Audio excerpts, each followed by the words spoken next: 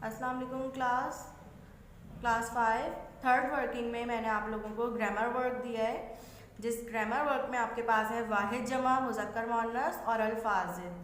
ठीक है, वाहिद जमा जो है इसमें मैंने आपको एक चीज़ समझानी है कि जो भी हमारे पास वाहिद होता है एक टेक्निक है, एक लॉजिक है, आप ये समझ लें, जिसके लास्ट में वाव आता है। ठीक है, तो उसकी जमा में हम अलिफ लगाते हैं। एक तो ये टेक्निक याद कर लीजिएगा, सही है। इस तरह जितने भी क्लासेस में और तरह तरह के वाहिद जमा चेंज होते जाएंगे वो आपके लिए समझना आसान हो जाएंगे। पहले नंबर पे हमारे पास वाहिद है मेलो। मेलो यानी जो मेले लगते हैं ना, मेला लगता है, मेलो माने मेला, और मेला ये जमा में है, अलिफ आ रहा है। जमा में जब हमारे पास मेला कहा जाएगा, क्योंकि ये उर्दू नहीं है, ये सिंधी है, तो इसका मतलब होगा मेले, यानी कि कई सारे मेले। इसी तरह हिस्सों यानी कि पार्ट, इंग्लिश में पार्ट कहते हैं। हिस्सों यानी कि एक हिस्सा। ठीक है, और इसकी जमा में हम वाव के बजाय अलिफ लगाएंगे। हिस्सों, हिस्सा। अब जो ये जो हिस्सा है, हिस्सा का मतलब हो जाएगा बहुत सारे हिस्से, यानी कि जमा हो जाएगी, एक की ज़्यादा, एक से ज़्यादा हो जाएगा। ठीक है, बिल्लो यानी कि एक बिल्ला। ठीक है, बिल्ला यानी कि काफ़ी सारे बिल्ले, जो एक से ज़्यादा, चाहे वो 2 हो, 3 हो, 4 हो। वड्डो यानी बड़ा, और वडा यानी बड़े।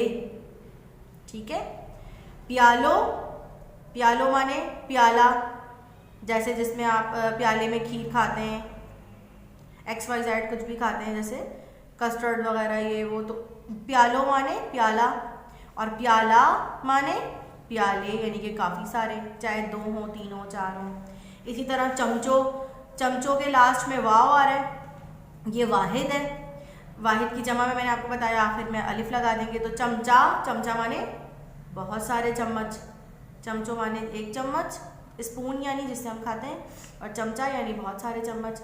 छोकरो यानी लड़का, छोकरा यानी काफ़ी सारे लड़के।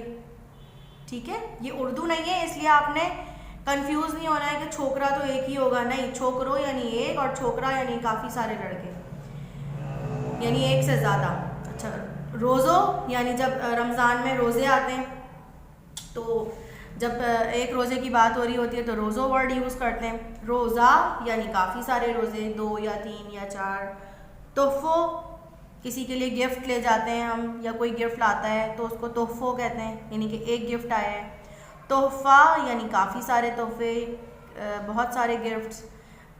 कारो यानी काला, और कारा यानी काफ़ी सारा काला, यानी एक से ज़ायद काले रंग हों रखे हुए, कलर्स जो होते हैं ब्लैक या ज़्यादा काला जो है वो ब्लैक कलर के सूट रखे हुए हैं, तो उसके लिए हम जमा के तौर पे यूज़ करेंगे कि काफ़ी सारे ब्लैक सूट हैं, यानी कारा। तारो यानी एक सितारा, और तारा यानी काफ़ी सारे सितारे। ठीक है, रस्तो यानी एक रास्ते की बात हो रही है, रास्ता यानी काफ़ी सारे रास्ते। तो इस टेक्निक को आपने समझना है। अभी सिर्फ ये, अभी आप क्लास 5 में आए, 3 में आपकी सिंधी जो है वो स्टार्ट हुई है, फिर 4 में थोड़ा सा ग्रामर आपने पढ़ा, अब ये 5th क्लास में ग्रामर जो है उसकी बेस आपकी बन रही है। तो उसमें मैंने अभी आपको एक चीज़ समझाई है जिसमें वाव आता है लास्ट में, इस टेक्निक को समझ लें, उसके लास्ट में हमने अलिफ लगाना है। एक तो ये, और दूसरा मैंने आपको मायने समझा दिए ताकि आपको समझ में आ जाए कि ये वाहिद है और ये जमा है। ये अगर वाव वाला वाहिद आएगा जिसके लास्ट में वाव होता है तो उसकी जमा में हमने अलिफ लगाना होता है। एक तो ये समझ लें, इस तरह आसानी हो ऐसे समझ लें, वरना मायने के साथ समझ लें। रस्तों का रास्ता होगा, रस्तों माने एक रास्ता, और रास्ता माने काफ़ी सारे रास्ते। ठीक है ना, तारो यानी एक सितारा। तो ये मैंने डिटेल में समझा दिया है, मुझे उम्मीद है आपको अच्छी तरह समझ में आ गया होगा। इसके बाद हमारे पास है मुज़क्कर मुअन्नस। अब मुज़क्कर मुअन्नस में देख लें, मुज़क्कर मुअन्नस किसे कहते हैं, जैसे मेल्स होते हैं उन्हें हम मुज़क्कर कहते हैं, और फीमेल्स जो होते हैं उन्हें हम मुअन्नस कहते हैं। जैसे इंग्लिश में, इंग्लिश ग्रामर में आप याद करते हैं मैस्कुलाइन, फेमिनाइन, इसी तरह हमारे पास उर्दू में भी मुज़क्कर मुअन्नस होते हैं, इसी तरह हमारे पास हिंदी में भी हैं। ठीक है, ये है मेरे पास पहला जो है वो आपको मैंने करवाया है, पीर यानी कि बाप, माँ यानी कि अम्मी, मुर्स यानी शौहर, जाल यानी कि बीवी। अच्छा, मैंने कहीं कहीं जो है वो मीनिंग्स जो मुझे लगा आप लोगों को मुश्किल ना लगे तो मैंने आपको लिख भी दिए हैं ताकि जब आप याद कर रहे हो तो आपके साथ लिखा हुआ हो तो आप आराम से याद कर लें। तो आप भी इन मीनिंग्स को अंडर ब्रैकेट इस तरह करके मीनिंग्स भी लिख लेंगे, ठीक है। पेपर में उर्दू के मायने लिखना लाजमी नहीं है, ये सिर्फ आपके याद करने में आसानी हो जाए इसलिए आपको लिखवा रहे हैं, ठीक है। चाचू यानी आपके चाचा, चाची यानी कि जो चाचू की वाइफ, मामू यानी कि जो आपके मामू होते हैं अम्मी के भाई, और मामी यानी कि मामू की वाइफ यानी कि बीवी उनकी। लोमड़ जो है वो आपने देखा होगा कि लोमड़ी एक जानवर होता है, इसी तरह जो उसमें मेल होता है वो लोमड़ कहलाता है, लोमड़ी जो है वो फीमेल होती है। हिरण यानी हिरन कहते हैं उर्दू में उसे, हिरन मेल है, हिरणी यानी कि फीमेल है उसकी।